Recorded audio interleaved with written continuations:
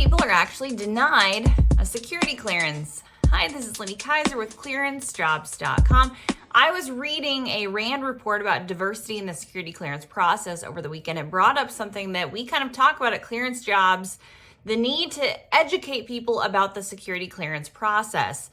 So check out that report. We published an article about it over the weekend, but it highlights how to make potentially some pitfalls within diversity and attracting diverse candidates, things that might come up in personnel vetting that would be more likely to affect diverse candidates. Noted financial issues and criminal conduct, specifically two adjudicative guidelines that correlated back on other studies and other employment data might disproportionately affect diverse applicants more. Great time to highlight, though, that while criminal conduct and financial issues, yes, are top causes of clearance denial and revocation, a lot of the same information that the RAND report notes could be mitigated for an applicant. So it might be more likely to affect a diverse applicant, but if they are able to show specific mitigations, which they could, again, especially so some issues around criminal conduct, maybe there's more arrests, but not actual charges. Maybe there was some profiling issue.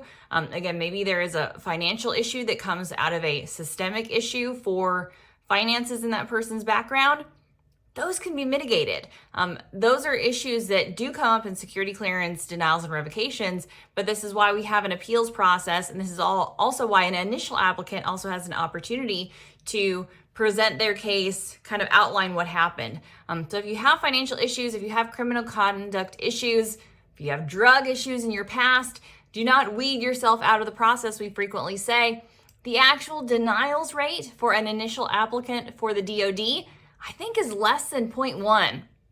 Correct me if I'm wrong, Doha, if you're listening, but I feel like that's the stat I frequently see. That's one borne out of the cases that we see.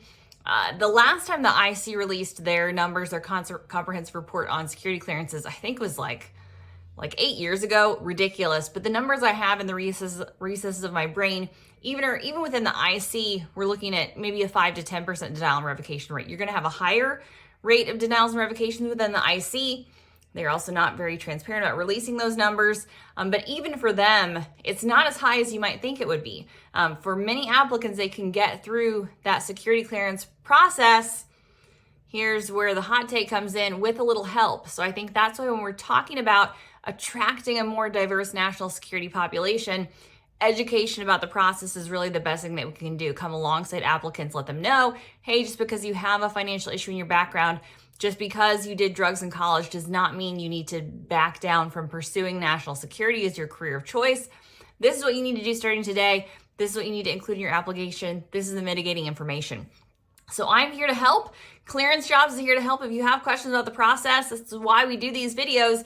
The denial and revocations rate, hear it here, people, like less than 1%. So not super high. What those numbers don't capture are people who just opt out of the process, who read the security clearance SF-86 and all 127 pages and say, not for me. And that's a part of why the process exists. If you read the SF-86 and you think, no chance, work on yourself, reapply 1 year later. Passage of time is the best mitigating factor. But for those, the few, the proud, the people that will fill out all 127 pages, the process favors you if you are patient enough. So do it, pursue a national security career. What are your chances of being denied? Low. If you get denied, you can even reapply a year after that denial and revocation. If you get denied initially, you have a chance to appeal. So a lot of positives in the process for a prepared applicant. And so for more on how to prepare, how to break into a national security career, visit us over at ClearanceJobs.com.